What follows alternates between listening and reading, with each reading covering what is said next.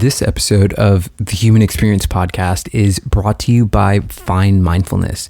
Mindfulness these days is huge. Mass media is starting to understand the benefits of taking time to pause and reflect. Have you ever been interested in mindfulness and meditation? Have you ever wanted to create a practice, but you just fall off track? Well, this is where Find Mindfulness comes in.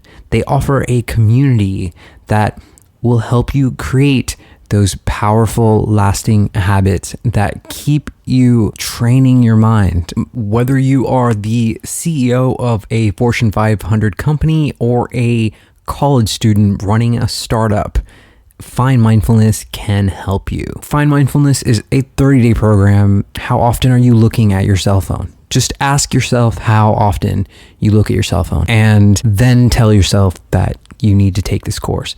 Mention the Human Experience. Go and sign up right now at www.findmindfulness.com.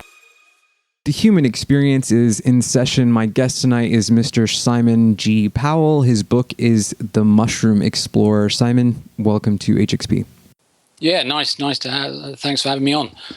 So, Simon, your work surrounds this sort of idea of psilocybin mushrooms and their insights, and you've created a couple books on this. I mean, what sparked this interest for you, and how did you get into this? That's a good question. Why would anyone spend their adult life investigating a substance that's classed as Schedule 1 in America, Class A in the UK? There's always taboo around it. I became interested in psilocybin, as I suppose many people do, because the effects are so interesting. Anyone who's interested in consciousness and the potential realms of consciousness and what I would argue are authentic spiritual experiences, and spiritual in inverted commas, you're going to eventually be led to plants and substances like psilocybin, to psychedelic substances. And I think approached in the right way with care and caution, they can lead to very illuminating experiences. And it's because I had a number of illuminating experiences garnered, deriving from, I should add, from mushrooms that grow in the country in which I live in, here in the UK. You know, no money was ever exchanged. This is a natural resource that grows every autumn in the UK. So it was a case of exploring this free natural resource from this generous biosphere within which we live. It was through those kind of nature-based experiences with a naturally occurring resource that inspired me, and I've stuck with it for about 25 years because it's interesting. So, I mean, what was the conclusion of some of your research? I mean, because I've read some articles, and this is becoming, I think, more commonplace, that these studies that are coming out that say that psilocybin is able to repair brain tissue, it's helping with PTSD. I mean, there are these ongoing things that seem to be coming up where psilocybin is helpful. So what is your take on that? Well, yeah, there's been a resurgence in scientific research with psilocybin, particularly over about the last 5-10 years. I've recently interviewed some of the main researchers in America. And yeah, psilocybin is proving to be a very useful therapeutic tool. Primarily, it's being used to alleviate anxiety in people suffering from terminal cancer, but it's also being looked at as a therapy to treat. In Alabama, I recently met a research scientist from Alabama who's doing research. He's looking at using psilocybin to treat cocaine addiction. So you can imagine that's going to get a lot of headlines if they get positive results from that. It's been used successfully in various therapeutic settings to cure addictions and to alleviate anxiety and to alleviate obsessive compulsive disorder and this kind of thing. I mean, if you recognize that this compound has benefits, why do you think it's illegal? Well, I think that's probably a leftover from the. I questioned a lot of the scientists about this, why it is illegal. There's a whole there's a load of reasons for that, mainly because of what happened in the 60s, and there's a fear of sort of the losing control of the populace or something. I think it's an unfounded fear. So there's an unfounded fear because it's an aspect. These psychedelic agents, they cause to emerge an unusual potential within the human psyche, and unusual kind of exotic experiences, and they're alien to sort of modern culture, although older cultures manage to integrate these substances. So there's a lot of fear there because we're basically afraid of ourselves. We think it's like Pandora's box we're opening, but I don't think we need to have fear. But yeah, it's a slow integration process. They're accorded a Schedule 1 or Class A status because they're believed to be extremely harmful, which is not true. Psilocybin is not addictive. It's not killed anyone, and they're considered not to have any medical utility. Well, that's been proven wrong recently because papers have been published showing the medical utility. So things are set to change in the next 10 years, I think. Right. I mean, you live in England, God save the Queen, but do you find that the perception in England is different as far as the usage of these compounds? Do you find it's different there versus in the States?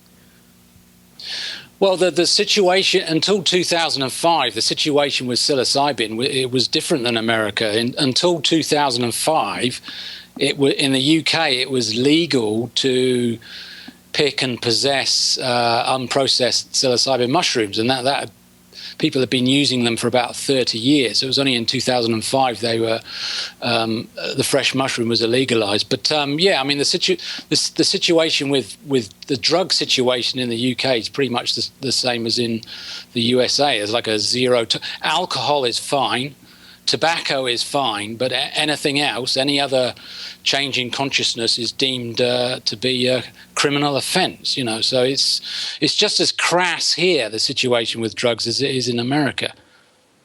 Although I was recently in America, and I was in Colorado actually, and yeah, I mean they've legalized cannabis there now, so I think that that you're one step ahead. And you got to wonder why something so readily available, alcohol, which turns most people into complete asshats, is legal, and these compounds that kind of expand your consciousness, make you think. You got to wonder why that exists. So moving on here. You, in your book, Magic Mushroom Explorer, you mentioned Terence McKenna, and you talk about how kind of bringing the experience in using the darkness and silence. How have you found that affects the experience? Well, I talk about in my book that originally Terence McKenna always said you should take psilocybin in silent darkness, and I used to do that in the early 90s, but from the sort of mid-90s onwards until now, I've found it's just as interesting. My preferred mode of taking psilocybin is out in nature, in like a wild oak forest, far from from cities and far from civilization, and to take mushrooms that have been picked locally, to take them around a campfire with a close friend, with eyes open some of the time, and exploring the forest and exploring nature and bonding with nature. So I think that methodology is just as rewarding and just as interesting as taking it in silent darkness. So I don't think there are any set rules. There's the most important thing is set and setting, to be in the right environment and to have the right frame of mind and the right intention. Mm-hmm. Yeah.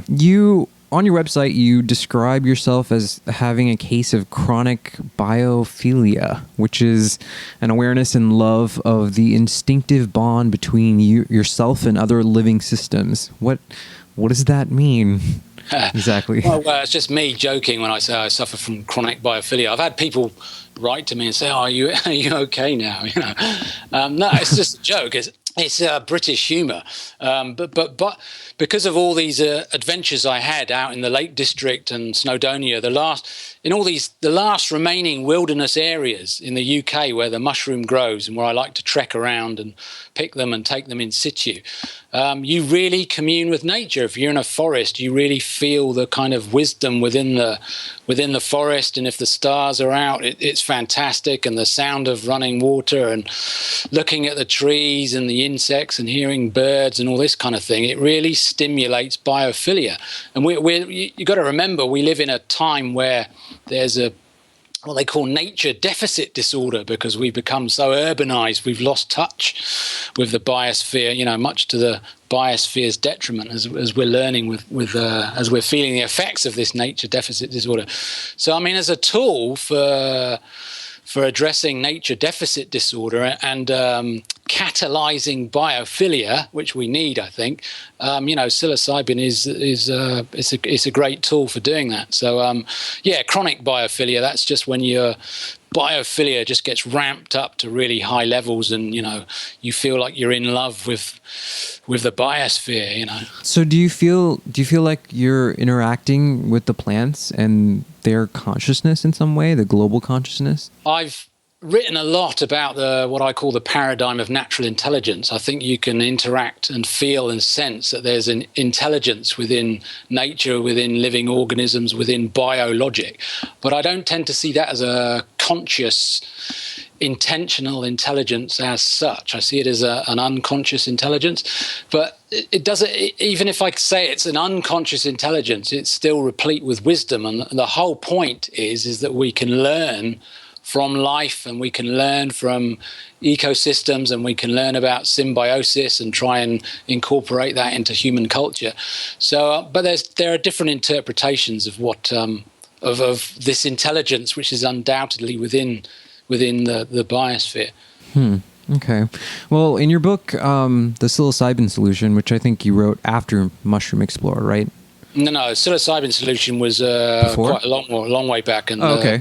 My apologies. So in Psilocybin Solution, you talk about the role of psilocybin and mushrooms and the history of our culture and the connection these creatures and organisms create around us. I mean, how did you get into that? Can you tell us more about that, please? Well, it's got the history of the mushroom is fascinating, because it's been used in Central America, in and around Mexico, for thousands of years. The Maya used the mushroom, we know. The Aztecs used the mushroom, we know, and various other cultures in and around Mexico. And it's just a fascinating story, because it was the West, or Europeans in the West, didn't know about this until Gordon Wasson in the 1950s discovered these secret mushroom ceremonies going on in Oaxaca in Mexico. So the whole history of the mushroom is fascinating. And what's even more fascinating is that when Wasson wrote his famous Life magazine article about psilocybin mushrooms I think that came out in 1957, which is still within living memory. People would flock to Mexico to find these mushrooms, and people just did not know that we now know there's about 200 species worldwide, but they were not, as far as we know, they might have been used thousands of years ago in Europe. There's no hard evidence of that yet, but we didn't know about it. It was a new thing, and people in the late 50s and early 60s would go down to Mexico to try and secure samples of this mushroom, not knowing that they grow all over the planet. They've been documented everywhere now. So the history of the mushroom and where it grows and how it's been used is fascinating. What was your connection with the Mantia muscaria and Christianity? I found that interesting in your book. Fly agaric mushrooms. Well, I tried the first mushroom I ever tried was actually the fly agaric mushroom. It's the big red and spotted red white spots.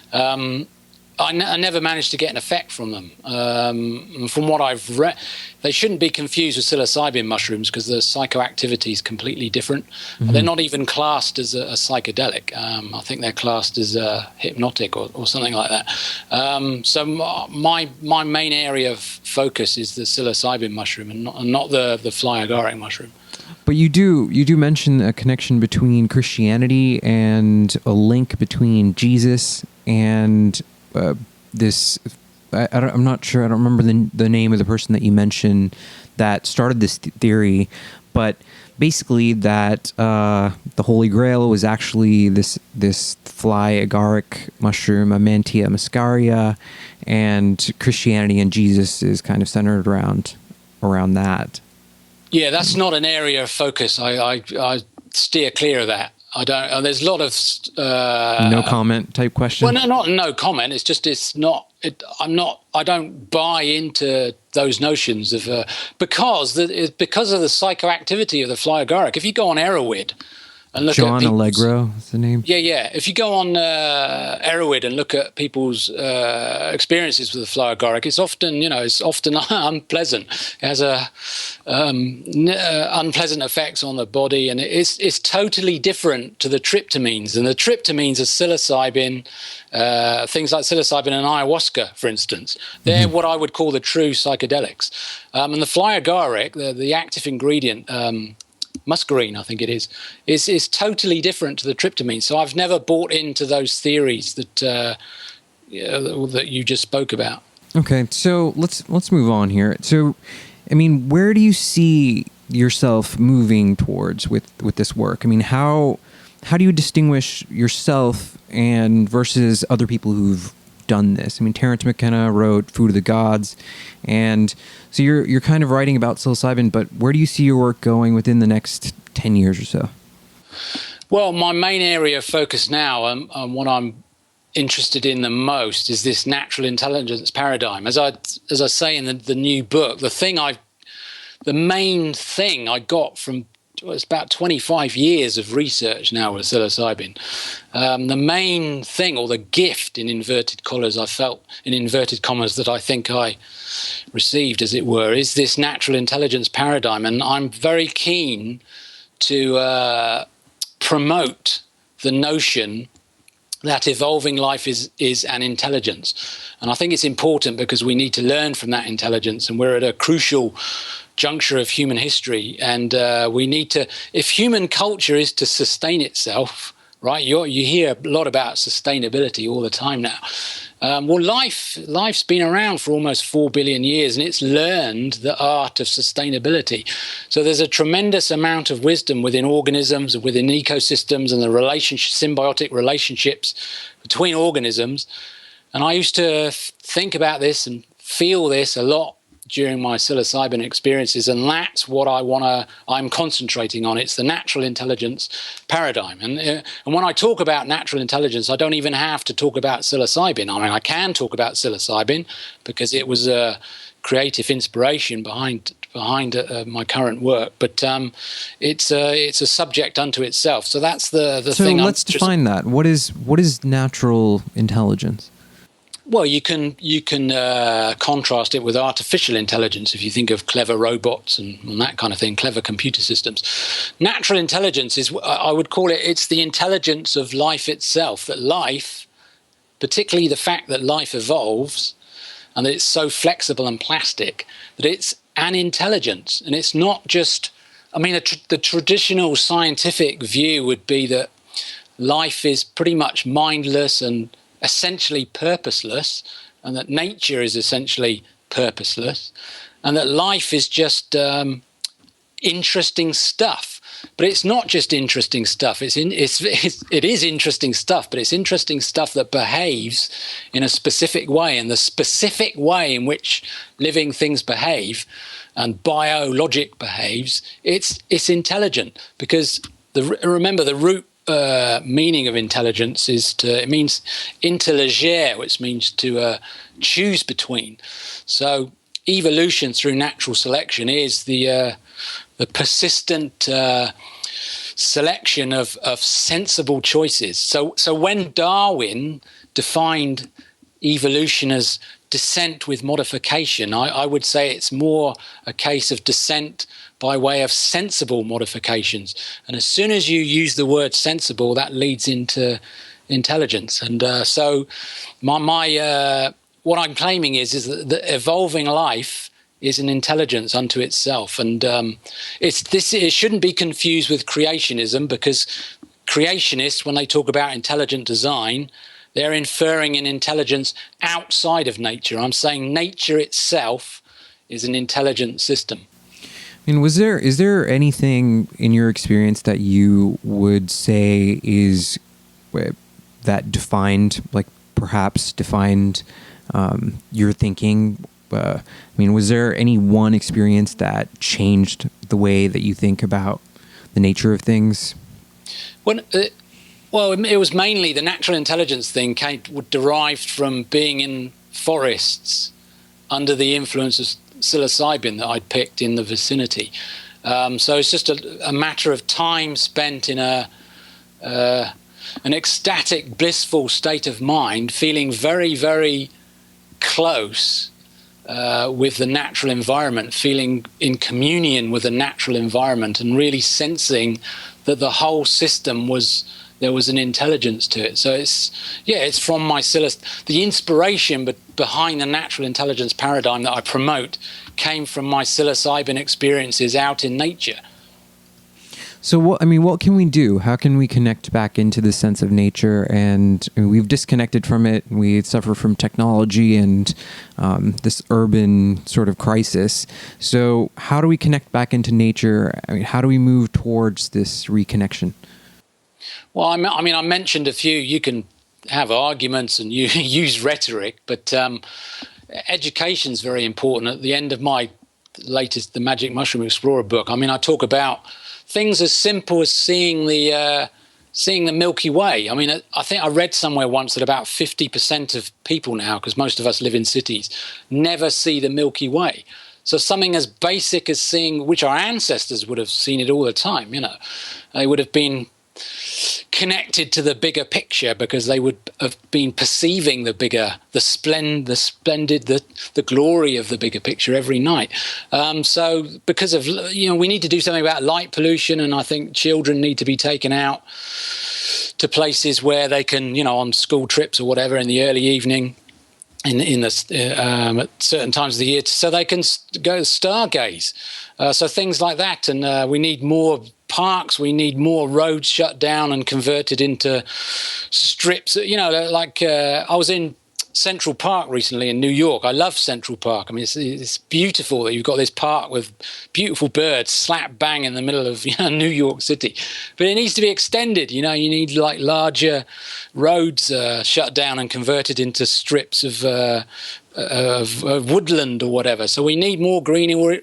We need more green roofs. You think of all the roofs of buildings, that they're just bare. We need, if you're in an aircraft flying over a city, doesn't look very organic. So we need to make cities more organic. So I think green roofs, having living walls and living roofs is a good idea. Basically, culture needs to become more organic. If it's to fit in with the rest of the biosphere, it needs to become more organic. And you're right, we have an obsession with human technology at the moment, and we're just buried in looking at our, smartphones and stuff, and, people tripping over the mess we've created kind of thing, So, it's important we get back to nature, because we have to, I'm sure one day, all being well, we will go to the stars and human consciousness will spread out. But we need a firm footing. The ladder has to be kind of strong. The base that we set off from needs to be solid and healthy. Only when you've got a solid and healthy, that's the key word, base, can you leap forward kind of thing. So we really need to repair our relationship with the biosphere. And that's why I bang on about this natural intelligence paradigm, because part of the problem is the way we conceive of life on Earth. We don't see it in the right way, I don't think. So there's a lot of things that can be done. Even just talking about it is a good thing. Right. So you wrote, and I found this interesting, you wrote in your book, Darwin's Unfinished Business, you wrote about how evolution is not just about survival of the fittest, but also must include clever and sensible behavior. what does that mean? What would be an example of clever and sensible behavior be? Well, that's what I was saying earlier on. It's sensible. Like I said, Darwin defined evolution as descent with modification, but it's really descent via sensible modifications. The genetic changes, the changes in the genetic code that are selected by nature, that are nourished by nature and preserved by nature, which is a larger environment, are those changes that lead to some kind of life-affirming behavior in the art of living and being. And to improve the art of living and being, behavior has to change in a sensible way. This is why, and at the moment, human culture is not sensible in the context of the rest of the biosphere. So this word sensible is very important. But as a basic example of intelligence, think of a slime mold as this organism, and they found that if you put it, it's like a mushroom, but it's like a fungus, but it's not a fungus. They found you can put it in a maze with food in the middle, and it will send out tendrils to all parts of the maze. The tendrils that don't lead to anywhere sensible, there's no food there, they kind of wither. The tendril that makes it to the center and explores the center where the food is, that becomes preserved, and the slime mold will concentrate its structure into a direct route to the food at the center of the maze. And when they did these experiments recently, and it was hailed as an example of intelligence without a nervous system, and it was made headlines in Nature magazine, intelligence in a really primitive organism. But that's a good example of sensible behavior that doesn't need to be conscious, but it's sensible behavior. So what nature constantly preserves is sensible behavior, better metabolism, better vision, better hearing, better running ability, better ability to find water if you're a plant, better ability to synthesize enzymes. It's always to do with sensible, life-affirming changes. And when you think about that and you embrace that idea, that leads into this notion that it's intelligence. And that's what intelligence is. We're intelligent because we can make sense of our environment. And life is the same. Life has learned to make sense of gravity, to make sense of the laws of physics, to make sense of the laws of chemistry. The whole thing is in intelligence. So human intelligence is the latest offshoot of this. Human consciousness and human intelligence is built on a huge pyramid of already existing intelligence, which is the biosphere. So how much would you say that our lack of understanding of this process, or maybe we forgot that we were connected to the biosphere, maybe through all this technology and all this advancement, that we've disconnected from nature somehow? Well, we have. That's not like a suggestion. We have disconnected from nature. That's why we're suffering from global warming and all these environmental crises. There's no, that's not new. We're waking up to this more and more, that we live in that human culture is totally, the way I think about it, it's like we've cocooned ourselves in these urban environments that are just full of, the value system that is nourished within these urban environments. It's all to do with making money and advertising, and it's just human ideas everywhere. We've got, basically, mankind has his head up his own arse. We've lost this connection with the life support system, because not only is the biosphere naturally intelligent, it's a life support system. The air that you're breathing now and the air that I'm breathing now, well, Apple don't make that air, Sony don't make it. These big corporations don't make fresh oxygen. It comes from the huge forests that are still around that circle the northern hemisphere, and you get algae in the ocean. The biosphere is a life support system. It sustains itself, and there are all these very complex cycles that we don't understand yet, and symbiotic relationships, huge webs of symbiotic natural intelligence that we're only beginning to acknowledge. And we've just, like I say, we've just cocooned ourselves away from that. We think we can just do anything we like, build anything we like, burn as much fossil fuel as we like, without realizing where fossil fuel was produced by naturally intelligent activity of photosynthesizing plants. We're like immature children, blundering about and, pulling up things and there we can do this, we can do that, without any awareness of the larger life support system, which even now is sustaining us as we destroy that life support system. So we really need to wake up to the wisdom that is inherent within the rest of life and within the rest of the biosphere. And if you can't grok that, then take some psilocybin mushrooms and maybe you can, I agree completely that we are kind of trapped, and I think we've laid out the problem, and we've demonstrated that and we've built that. So what is the solution? I mean, how do we move towards more green things around us? I mean, how can we consciously, not just by talking about it, but how can we use action to do these things? Well, I think one of the good signs in the right direction is the biomimicry movement. Are you aware of the biomimicry movement? No. The biomimicry movement, they've got an institute, Biomimicry Institute. Biomimicry means their definition of the biomimicry movement is the conscious emulation of nature's genius, which is natural intelligence in other words. The conscious emulation of nature's genius. So they're looking at engineering solutions by looking at how nature does things. So that's the step in the right direction. We need to look to nature to learn how nature does things, how life does things, how life uses energy, how life recycles, how output becomes input, and this kind of thing. So there's a lot of people working on this, and energy. We need to chat. We're still addicted to fossil fuels, and in the UK they recently gave the go-ahead for the first fracking operation, and I was thinking, man, it's like a cigarette addict who's dying of lung cancer, and instead of switching to a electronic cigarette or giving up tobacco altogether, is ripping up the floorboards to try and find little bits of tobacco that are down there, So fracking is the same. It's a desperate attempt to squeeze as much fossil fuel out of the biosphere as possible, and that's not the right direction, So our energy, we really have to switch to green renewable forms of energy and such. So there's all kind of green movements working on this, who are aware of this, and you've got an interest in permaculture now and people getting off the grid and I quickly looked this up, and I guess Velcro is an example of biomimicry. Yeah.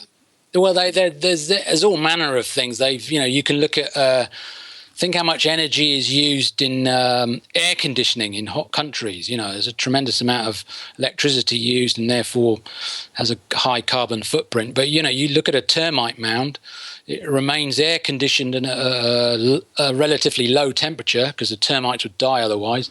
And, it's not plugged into anywhere. It's all done through water evaporation and, the actual structure and stuff.